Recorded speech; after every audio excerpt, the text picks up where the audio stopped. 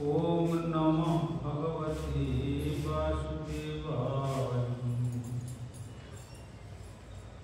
सुविच्छन्दुगर्भवदति परमं ब्रह्मपूरकम् श्रुतिर्वैकुण्ठकं वदति कीलजविष्णुसुतम् तद्विपञ्चन्यविरलरसिकोऽयं भजवनं श्रीनवद्वीपं वन्दे परमसुखदं तं श्रीमायापुरं वन्दे परमसुखदं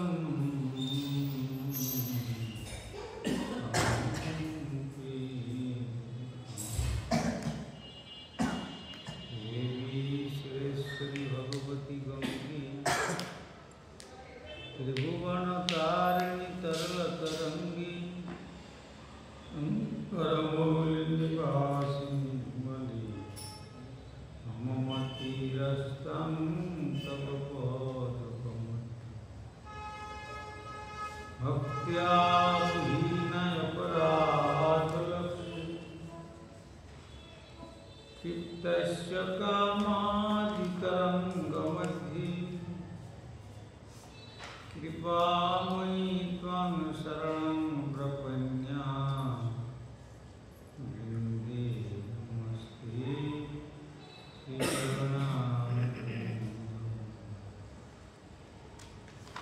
श्री कृष्ण चैतन्य प्रभु नित्यानंद श्री अद्वैत गदाधर शिवासादि गौरभक्त हरे कृष्ण कृष्ण कृष्ण हरे हरे हरे राम राम राम हरे।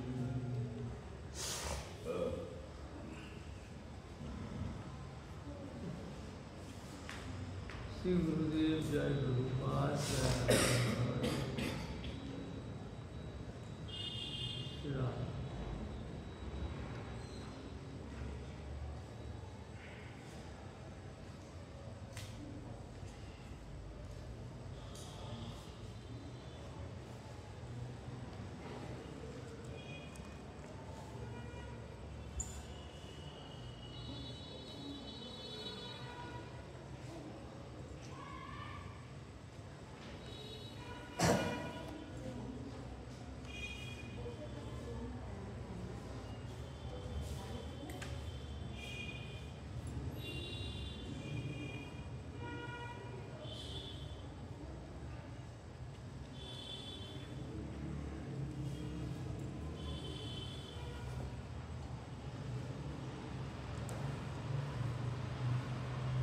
আমরা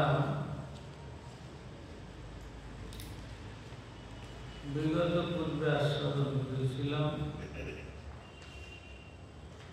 শ্রীমদ্ ভাগবতম দশম স্কন্ধে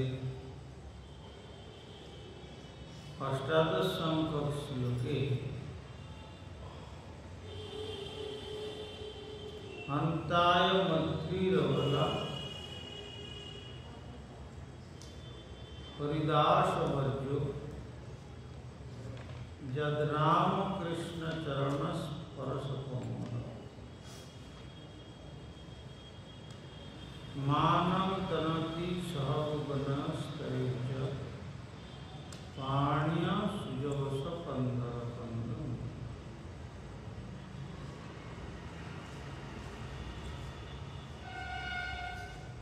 अर्थात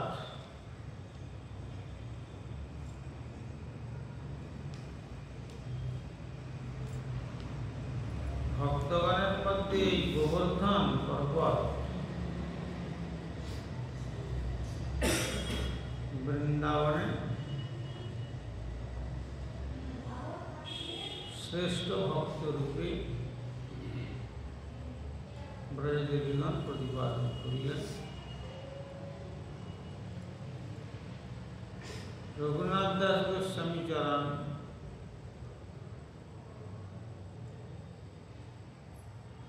তাঁর গোবর্ধন বাস প্রার্থনা দশকম শ্লোকে ওই দেহি গোবর্ধনোত্তম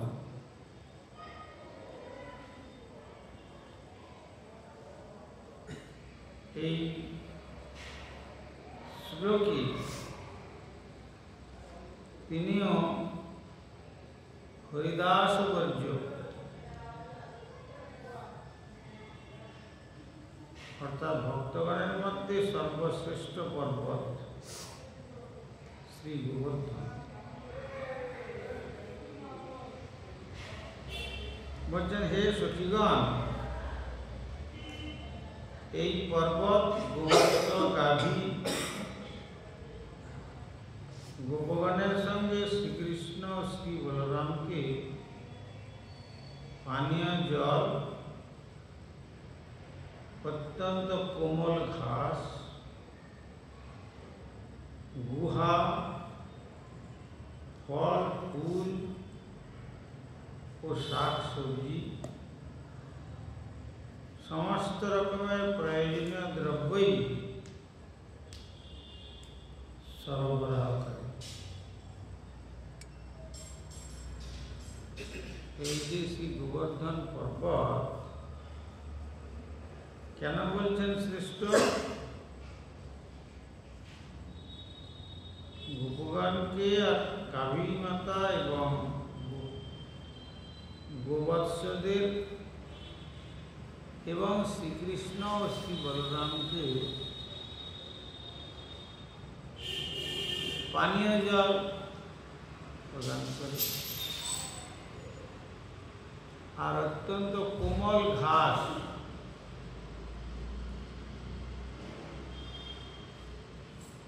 তারপরে গোচারণে পরিশ্রান্ত হলে শ্রম প্রদানের জন্য শ্রীকৃষ্ণ বলরাম তথা সখাগণ সেই পর্বত কন্দরে গুহায়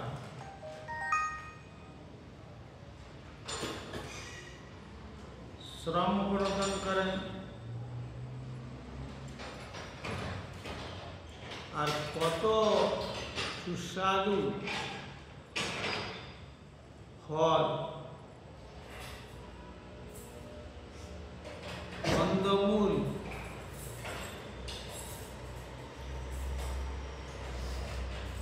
আর ফুল এবং শাকসবজি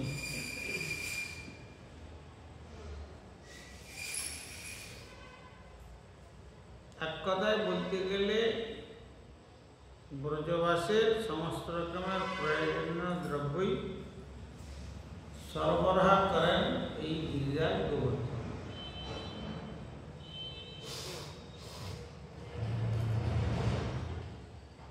এভাবে এই পর্বত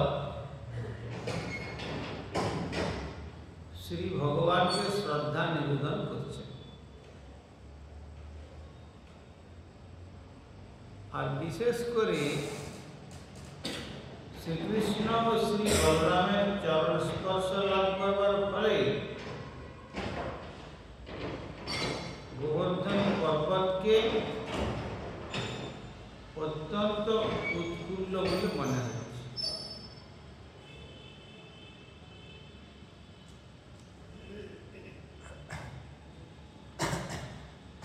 যে শ্রী ভগবানের চরণ স্পর্শ পেয়েছেন।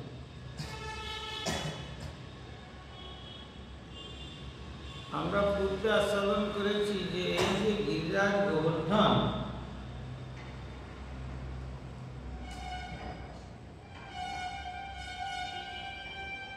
ভক্তগণ কিন্তু হরিদাস বলে দেখেন, তাকে শ্রী ভগবান রূপে পুজো করেন। কেন? যেহেতু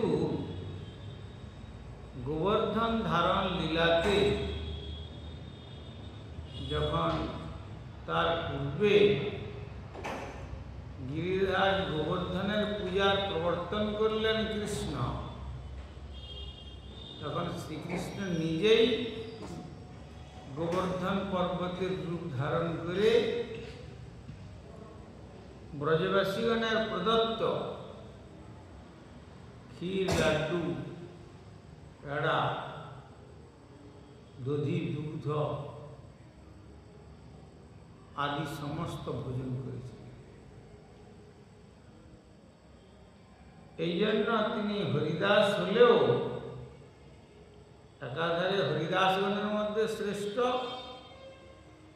আবার ভগবান শ্রীহরি রূপ ধারণ করেছিলেন বলে ভক্তগণ অভিন্ন ভগবৎ কলেবর জেনে শ্রী ভগবানের ন্যায় তার মস্তকে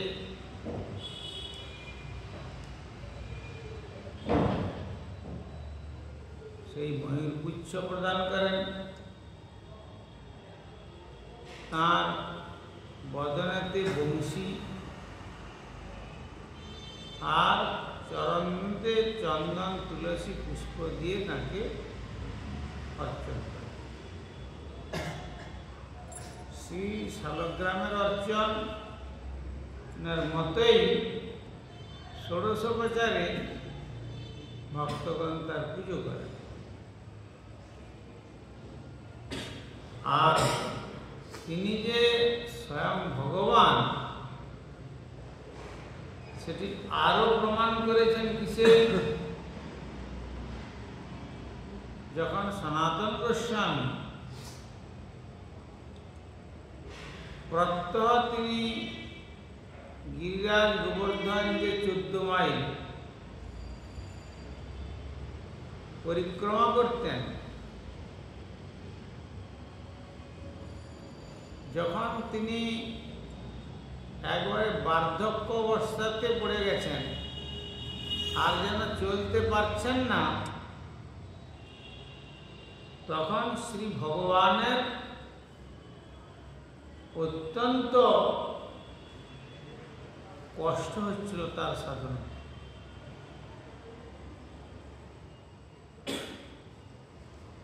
ভক্তের সাধনাতে ভগবানের অত্যন্ত কষ্ট হচ্ছে যে আমার জন্য এত কঠোর সাধনা করছি, চলতে পারছে না, তাতেও তিনি পরিক্রমা দিচ্ছেন। তখন গিরিরাজ গোবর্ধন তাকে স্বপ্নে প্রত্যাদেশ করলেন যে দেখো সনাতন, তোমাকে এই বৃদ্ধ বয়সে আর পরিক্রমা করতে হবে না।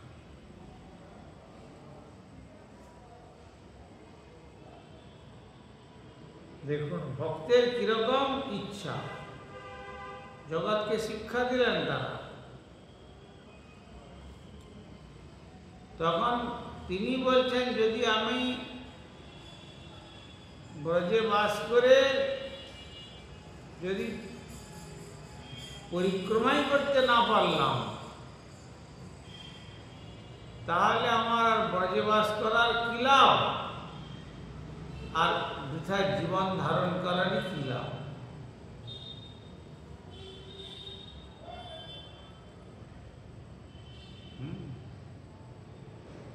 ভক্তের উৎকণ্ঠা কি প্রকার দেখুন। আমরা যেমন মনে করি সকালবেলা ঢেলে যে মঙ্গলবার দিন পরিক্রমাটা হয়ে যাক, তারপরে উঠবো, আর কষ্ট করতে হবে না, পরিক্রমা করতে হবে না, বন্দনা করতে হবে না। কিন্তু ভক্ত বলছেন, সনাতন গোস্বামী বলছেন, তাহলে আমার বেঁচে থাকাই বা কি লাভ, আর বৃথা ব্রজবাস করার প্রহসন করারই বা কি লাভ যদি আমি পরিক্রমাই করতে না পারলাম। তখন শ্রী ভগবান বলছেন যে দেখো, তুমি যদি নিতান্তই পরিক্রমা করবে, আমার কথা রাখো, আমার সুখের জন্য। কি সেটা না, আমি একখণ্ড গোবর্ধন পর্বতশিলাতে আমার চরণ চিহ্ন অঙ্কিত করে দিলাম, গোচারণের জন্য গোষ্পদের চিহ্ন অঙ্কিত করলাম, আর গোচারণের যষ্ঠির চিহ্ন অঙ্কিত করলাম।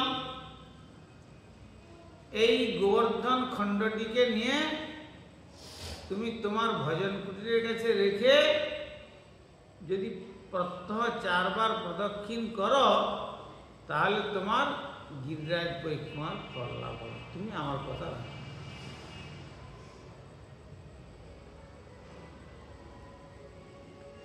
সেই থেকে সনাতন গোস্বামী দেখলে যেমন ভগবান এতই করুণার্দ্র অন্তঃকরণ আমার প্রতি হয়েছে, সত্যি দেখলেন তিনি গিরিরাজ পরিক্রমাতে বেরিয়ে যে সম্মুখে একটি গিরিরাজ শিলা, তার মধ্যে তাঁর চরণ চিহ্ন এবং বংশীর চিহ্ন, কোষপদের চিহ্নযুক্ত একটি চরণ চিহ্নযুক্ত গিরিরাজ শিলা পেলেন। তখন তিনি তাকে অভিন্ন ব্রজেন্দ্র নন্দন বলে মস্তকে করে সসম্মানে তার ভজন পুত্রে নিয়ে এলেন। নিয়ে এসে সেই গোবর্ধন শিলাকে তিনি প্রত্যহ 4 বার সকালবেলা আহ্নিকাদি কার্য করে 4 বার প্রদক্ষিণ করতেন। এখন সেই শিলাটি যারা বৃন্দাবনে দিয়েছেন, এই শ্রী শ্রী রাধা দামোদর মন্দিরে সেই শিলাটি সযত্নে পূজিত হচ্ছে। তুলসী চন্দন পুষ্প দিয়ে সযত্নে অভিন্ন ভগবত কলেবর সাক্ষাৎ সেই জ্ঞানে সেবিত হচ্ছে। কোথায়? শ্রী শ্রী রাধা দামোদর মন্দির। সেই জন্য বৈষ্ণবগণ এই গিরিরাজ শিলাটিকে শালগ্রাম শিলার মতো, শালগ্রাম যেমন নারায়ণ, আর গিরিরাজ শিলাকেও অভিন্ন ভগবত বিগ্রহ রূপে তাঁর সেবা। এই জন্য চরণের তুলসী দেওয়া। যদি হরিদাস শ্রেষ্ঠ বলে মানা যেত, তাহলে কিন্তু চরণের তুলসী দেওয়া যেত না। যেমন গৌড়ীয় বৈষ্ণব জগৎ রাধারানীর চরণের তুলসী অর্পণ করেন না, তেমনি গিরিরাজকেও তাহলে তুলসী অর্পণ করতেন না। কিন্তু তিনি যেহেতু নিজে সাক্ষাৎ চরণ চিহ্ন দিয়ে গিরিরাজ রূপ ধারণ করে ভোজন করেছেন, সেই জন্য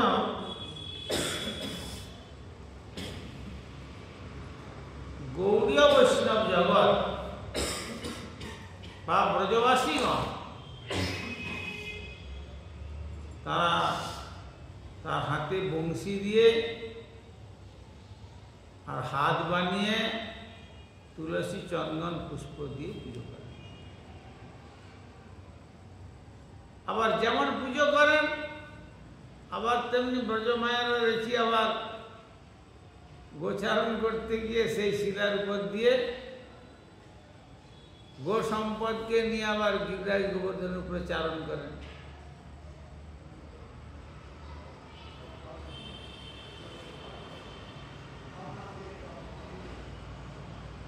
আবার এদিকে আমাদের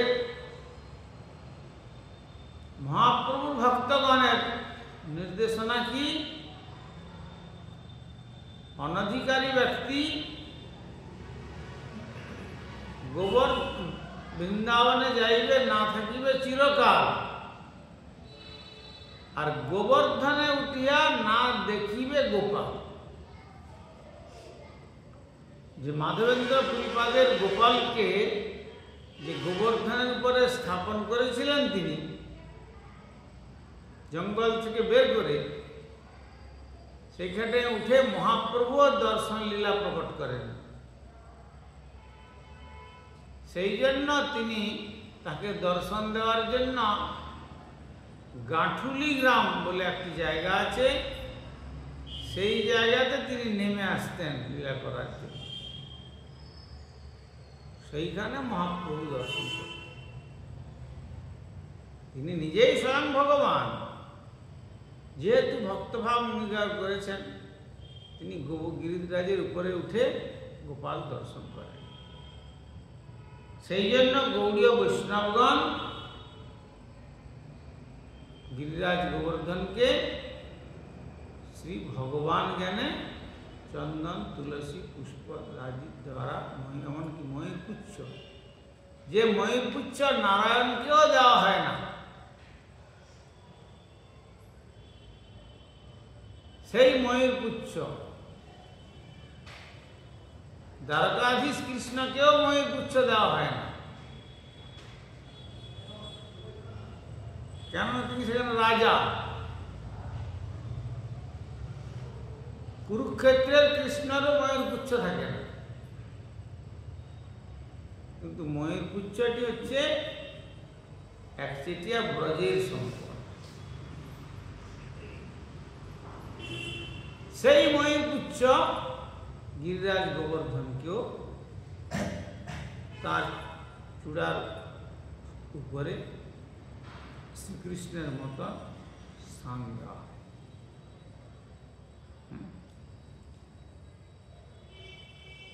তাই আমাদের বিশ্বনাথ চক্রবর্তী ঠাকুর গোবর্ধন পর্বতের ঐশ্বর্য এভাবে বর্ণন করেছেন।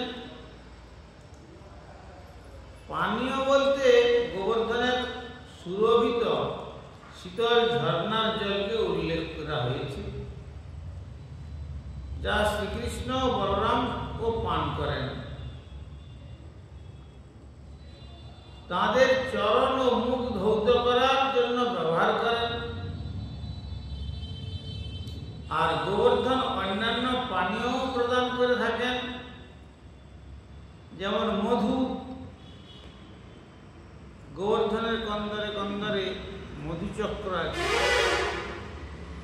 তার থেকে কৃষ্ণ বলরাম মধুপান লীলাও করেছেন। মধুপান সূর্য পূজা খেলা মধ্যাহ্নকালে। তো যেমন মধু, আম্ররস আর পিলু রস। পিলু ফল পেলে এরকম ফল পাওয়া যায়, পিলু ফলের রস সুজবস শব্দের দ্বারা দুর্বা গাছকে নির্দেশ করা হয়েছে, যা ধর্মীয় ও অধর্মীয় ব্যবহার করা হয়। কেন? ঘাস অনেক আছে, কিন্তু কোন ঘাসকে ভগবানের পূজার অর্ঘ্যরূপে নিবেদন করা হয় না, কিন্তু এই দুর্বা ঘাসকে কেননা এর পবিত্রতা, সেই জন্য সেই বস্তু নির্দেশ করা হয়েছে ধর্মীয় অর্ঘ্য রূপে ব্যবহার করা হয়। আর আশীর্বাদ করতে গেলে লোকে কি করে? ধান দুর্বা দিয়ে আশীর্বাদ করে। পবিত্র জিনিস, মঙ্গল জিনিস, মাঙ্গলিক। ঘট স্থাপন করতে গেলে ঘটের মধ্যে দুর্বা দিয়ে, ঘটে গলায় দুর্বা বেঁধে তার মাঙ্গলিক অনুষ্ঠান সম্পন্ন করতে হয়। আশীর্বাদ করতে গেলে সেখানে ধান দুর্বা দিয়ে আশীর্বাদ করতে হয়। আর যেখানে দুর্বা পাওয়া যায় না, দুর্বার অভাবে কুশ দিয়েও সম্পন্ন করার বিধি কোথাও কোথাও শাস্ত্রের উল্লেখ আছে।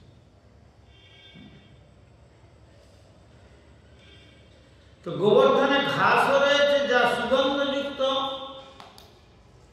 কোমল এবং গাভীদের পুষ্টি সাধনে অতিরিক্ত দুগ্ধ উৎপাদনের সহায়ক। এভাবেই এই ঘাস অপ্রাকৃত পশুপালদের খাদ্যরূপে ব্যবহৃত হয়ে থাকে। কন্দর গুহাকে উল্লেখ করা হয়েছে যেখানে কৃষ্ণ ও বলরাম ও তাদের সখারা খেলা করেন, বসেন এবং শয়ন করেন, এবং আবহাওয়া অত্যন্ত গরম কিংবা অত্যন্ত ঠান্ডা আর যখন বৃষ্টিপাত হয় তখন এই গুহাগুলি আনন্দ দান করেন। তাছাড়া খাবারের জন্য নরম মূল, দেহ অলঙ্কৃত করার জন্য রত্ন, বসবার জন্য সমতল ভূমি, মসৃণ পাথরের প্রদীপ ও আয়না, চকমুখে দ্যুতি সম্পন্ন জল, অন্যান্য প্রাকৃতিক উপাদান সমূহ গোবর্ধনের বৈশিষ্ট্য।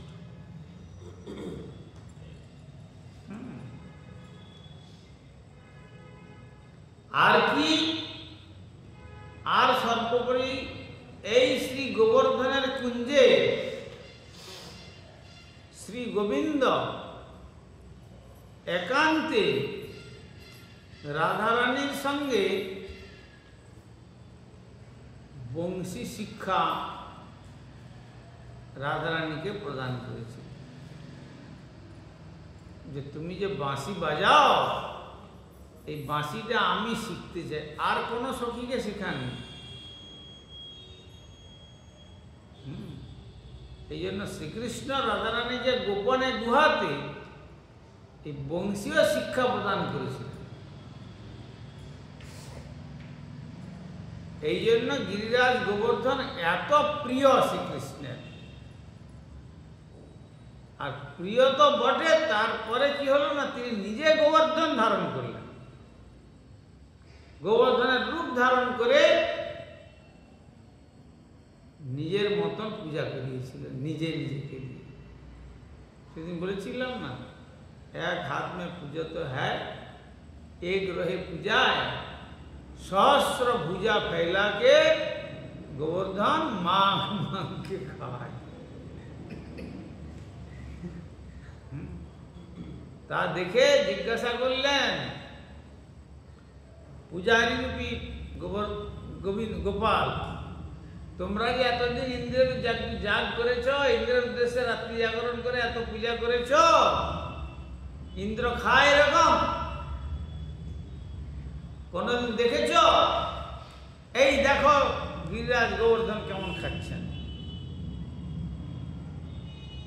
আর তোমাদের গো সম্পদ রক্ষা করার কথা বলছো, এই দেখো গিরিরাজ গোবর্ধন যখন মানসী গঙ্গার জল দিয়ে যখন আচমন করতে দেওয়া হলো, তখন আচমন করে যখন কুলি করে যখন যেই জল ফেলে দিলেন, আর সেখানে সঙ্গে সঙ্গে কচি কচি নরম ঘাস একবারে যেন একবারে সুকোমল ঘাসেতে পরিপূর্ণ হয়ে গেল। তোমার ইন্দ্র এইরকম ভোজনের পরে কুলি করে জল ফেলে দিলে এরকম কচি ঘাস হতো। এই দেখো ঘাসগুলো কেমন গো মাতাগুলো সব পরমানন্দে একবারে লেজ তুলে নাচতে নাচতে ভোজন করছে, তৃপ্ত হচ্ছে, আর সেই রকম সুগন্ধ দুগ্ধ প্রদান করছে। এইভাবে শ্রী ভগবান নিজে গিরিরাজ গোবর্ধনের রূপ ধারণ করে সেবা গ্রহণ করেছিলেন বলে ভক্তগণ তাকে ভগবান বলে পুজো করে, অভিন্ন ব্রজেন্দ্র নন্দন বলে পুজো করে। কৃপা সিন্ধু ভৈরচ উদ্দান পাবন।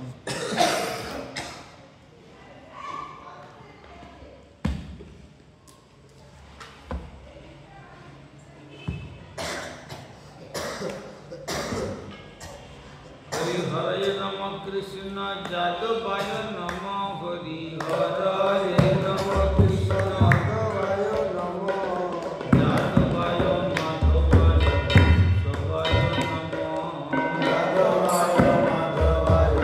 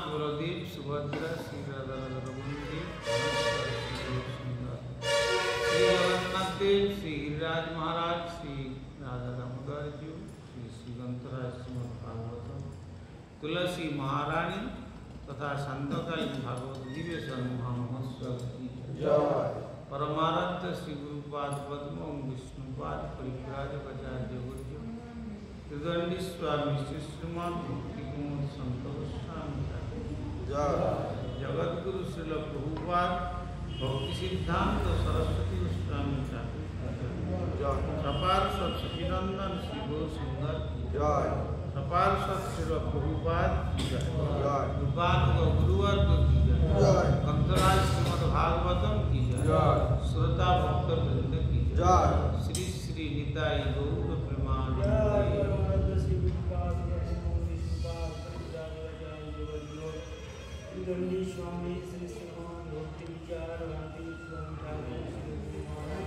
जय।